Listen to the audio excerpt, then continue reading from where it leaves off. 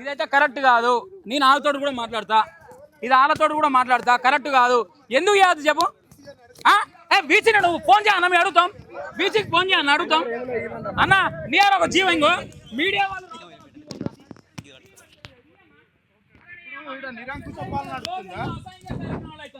వాళ్ళు ఒకడు అడిగేటోళ్ళు లేడు, ఒకటి వేసేటోళ్ళు లేడు. కానీ ఈరోజు వచ్చి ఇక్కడ మీడియా వాళ్ళు అడిగితే అరే మాకు స్కాలర్షిప్ వస్తారు ఎవరికి చెప్పుకోవాలి, మాకు ఫీజు రింబర్స్ వస్తారు ఎవరికి చెప్పుకోవాలి. మీ సార్ ఇస్తాడా మరి ఫీజు రింబర్స్ స్కాలర్షిప్ ఇస్తాడా? మరి ఒక్కరోజు ఇవ్వనాడు సర్టిఫికేట్ ఇస్తారా? రీడా ఏదైతే పెద్ద పెద్ద ఇంటర్వ్యూలు మాట్లాడో సర్టిఫికేట్ ఇస్తారా? మరి అది కరెక్టేనా? మరి ఆయన యూట్యూబ్ ఛానల్ ఆయన పెట్టుకుంటాను. మరి రేపు పొద్దున ఇదే మేము మాట్లాడదంటే ఒకటి చెప్పు, మా సర్టిఫికేట్ మాకు ఇవ్వను, మా ఫీజు రింబర్స్ మాకు ఇవ్వను, ఈ యూనివర్సిటీ రిక్రూట్మెంట్ ఇవ్వను. మేము మాట్లాడము ఎవరు? మేము మాట్లాడమంటున్నాం. మా విద్యార్థుల సమస్యలు మాకు పరిష్కరించాను. మీడియా వాళ్ళు కూడా రారు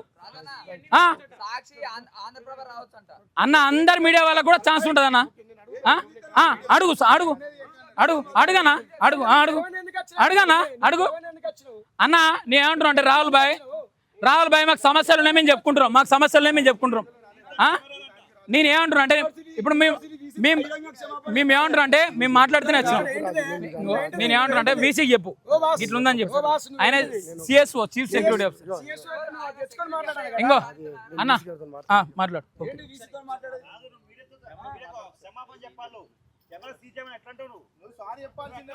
నువ్వు సర్క్యులర్ కాదు, ఏ తీసుకొచ్చినా అనుకున్నది లేదు.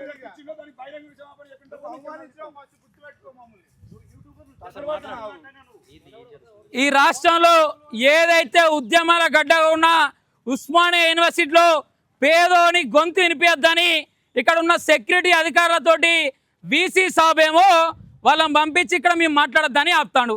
ఎందుకు మాట్లాడద్దు? ఈ రాష్ట్రంలో ప్రజాస్వామ్యం ఏమైనా క్షీణించిందా? రాజ్యాంగం ఏమైనా క్షీణించిందా? భారత రాజ్యాంగ నిర్మాత అంబేద్కర్ చెప్పిండు ఈ ఒక దేశంలో మాట్లాడే హక్కు ఉంది, రాజ్యాంగంలో మాట్లాడే హక్కు ఉంది, ప్రజాస్వామ్యం ఉంది. మీది ఏదైతే సమస్యలు ఉన్నారో ఆ సమస్యల మీద గొంతు విప్పని ఇచ్చిన హక్కు డాక్టర్ భీమ్రావ్ అంబేద్కర్ది. ఈరోజు వీసీ సార్ కూడా అంబేద్కర్ రాజ్యాంగాన్ని అనుసరించే ఆ కుర్చీలో కూర్చున్నాడు. ఈరోజు పేదవానికి సమస్యలు ఉన్నాయి, స్కాలర్షిప్ ఇస్తాడు. మరి వీసీ సార్ ఎవరు మాట్లాడినా? ఫీజు రింబర్స్మెంట్ ఇస్తాడు మాట్లాడినా?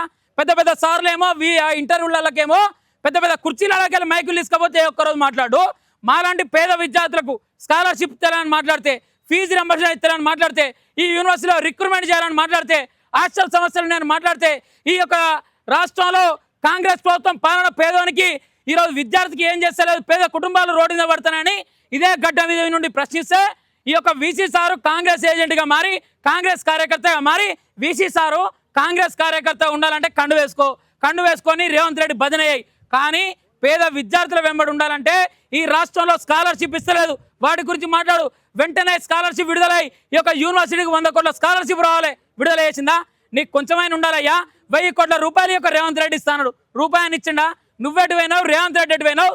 నువ్వు కనబడతలేవు, రేవంత్ రెడ్డి కనబడతలేడు. మరి ఎడువాలి ఈ రాష్ట్రంలో అంటే 1000 కోట్లు ఇవ్వకపోతే వీసీ సార్ మాట్లాడు, రిక్రూట్మెంట్ ఇవ్వకపోతే మాట్లాడు, ఫీజు రింబర్స్మెంట్ రాకపోతే మాట్లాడు. కానీ ఇక్కడ ఉన్న మీడియా వాళ్ళు పేద విద్యార్థులకు మైకులు పెట్టి మీ సమస్యలే ఉన్నాయి, యూనివర్సిటీ సమస్యలే ఉన్నాయని అడిగితే ఇప్పుడు వాళ్ళందరూ కూడా ఎలగొట్టడానికి సెక్యూరిటీ యాజమాన్యం ఏకమై ఈరోజు పేద విద్యార్థులను కావచ్చు, ఈరోజు ఏదైతే నిరుపేద విద్యార్థులను కావచ్చు, మీడియా ప్రతినిధులు కావచ్చు, ఈరోజు ఇక్కడికి వెళ్ళి ఎలగొట్టే ప్రయత్నం చేస్తుంది.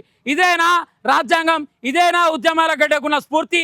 ఇక్కడ ఉద్యమం చేస్తే పేద ప్రజలు చైతన్యం అవుతారు అనుకున్నారు, ఇక్కడ ఉద్యమం చేస్తే పేద విద్యార్థి చైతన్యం అని చెప్తారు. ఏదైతే ఇక్కడ కొందరు ఏంటిదంటే ఇక్కడికి ఎక్కడ కూడా ఏమైనా మాట్లాడాలన్నా ఏమైనా చేయాలన్నా కూడా అడుగడుగున కానిస్టేబుల్ని పెట్టి భయపట్టించిన పరిస్థితి. ఇక్కడ చదువుకో అన్నా కానిస్టేబుల్ తోటి పరిపాలన చేయన్నా, లేకపోతే నువ్వు పరిపాలన చేస్తావా? నీ పరిపాలన ఇక్కడ ఏం సాగుతుందని మాకు తెలుస్తుంది. కానిస్టేబుల్ అది నడుస్తుంది, ఈరోజు సెక్యూరిటీ వాళ్ళది నడుస్తుంది, వేరే వాళ్ళు అందరు నడుస్తుంది. కానీ ఈ వీసీ సార్ ఏం నడతలేదు. వీసీ సారు నిజంగా కూడా నీకు చిత్తశుద్ధి ఉంటే మాకు రావాల్సిన డిమాండ్లు రిక్రూట్మెంట్ చేయాలి, 1000 కోట్ల రూపాయలు ఇవ్వాలి, స్కాలర్షిప్ ఇవ్వాలి, ఫీజు రింబర్స్మెంట్ ఇవ్వాలి. ఈ యొక్క క్యాంపస్లో పోలీసు వారు కావచ్చు, సెక్యూరిటీ వాళ్ళు కావచ్చు, ఏ విధంగా వివరించానో మీ దగ్గర నుండి ఇక్కడ ఉండాలంటే ఓ సర్క్యులర్ వాళ్ళకు ఉందో చూపెట్టాలి. మాకు ఏ విధంగా ఇక్కడికి వెళ్ళి వెళ్ళగొట్టాలని చూస్తుర్రో, మీడియా వాళ్ళని రాగొనియకుండా చూస్తుర్రో, వాళ్ళకు సంబంధించిన సర్క్యులర్ ఏమైనా ఉంటే వెంటనే దాన్ని బయట పెట్టాలని వీసీ సార్ గారికి ఈరోజు తెలుపుతున్నాం అన్న. ఇంకోటి కాశీం గారు ఒకటి చెప్పాలి. మొన్న విద్యార్థులకు సంబంధించినటువంటి ఒక ఆర్టికల్ ఒక పేపర్లో రాసిండు. ఆ పేపర్లో రాసిన మరి ఎందుకు రాసినావు నువ్వు? అంతకుముందుకు నీకు సంబంధించినటువంటి వాళ్ళని నిన్ను దేకపోతే ఇక్కడికి వచ్చి బయట బోర్డు పెట్టుకొని నువ్వు పాఠాలు చెప్పినావు. మరి అది సమంజసమేనా? నువ్వు ఇక్కడ ఉన్నటువంటి డిజిటల్ మీడియాని పిలిపించుకొని అదే ఆర్ట్స్ కాలేజ్ లోపల వాళ్ళకి ఇంటర్వ్యూలు ఇస్తావు, ఇక్కడికి ప్రధాన మీడియాని పిలిపించుకొని నువ్వు వాళ్ళకి ఇంటర్వ్యూలు ఇస్తావు. కానీ విద్యార్థుల యొక్క గొంతును వినిపించేటువంటి 10,000 కోట్ల రూపాయల స్కాలర్షిప్లు వస్తలేవు, ఇక నియామకాలు జరుగుతలేవు, నిరుద్యోగులు 2 లక్షల ఉద్యోగాలు వస్తాయని చెప్పేసి ఇక్కడ ఉన్నటువంటి డిజిటల్ మీడియా ఎవరైతే ఇదే కాలేజీలో చదువుకొని ఆ పేద విద్యార్థుల యొక్క గొంతును వినిపించేటువంటి ప్రయత్నం చేస్తున్నటువంటి డిజిటల్ మీడియాని మాత్రం ఇక్కడ సర్కులర్లతోని వాళ్ళ యొక్క గొంతును నొక్కేయడం ప్రయత్నం చేస్తున్నావు. తెలంగాణ ఉద్యమంలో ఎంతోమంది విద్యార్థి నాయకులు, ఎంతోమంది మీడియా వాళ్ళు కూడా జైల్లో వెళ్ళిన పరిస్థితి ఉన్నది. నీ యొక్క ఉడత ఊపులకు, నీ తాటాకు చప్పులకు భయపడే పరిస్థితి ఈ తెలంగాణ రాష్ట్రంలో లేరు. తెలంగాణ రాష్ట్రం అంటేనే ఎప్పటికి కొట్లాడేటువంటి పౌరుషం ఉన్నటువంటి గడ్డ ఇది. ఇక్కడ ఉన్నటువంటి ఎవరైతే యూట్యూబర్స్ అయినా ఎవరైనా అన్యాయం మీద ప్రశ్నిస్తున్నారు, వారికి ఈ యొక్క విద్యార్థుల యొక్క గొంతును వినిపించేటువంటి అన్యాయాన్ని ఎదుర్కొనేటువంటి వాళ్ళ గొంతును వినిపించే అవకాశం ఉన్నది. ఇది రాజ్యాంగం కల్పించినటువంటి హక్కు. దాన్ని నువ్వు తొక్కాలని చూస్తే ఖచ్చితంగా నీ మీదకి కూడా తిరగబడతారు.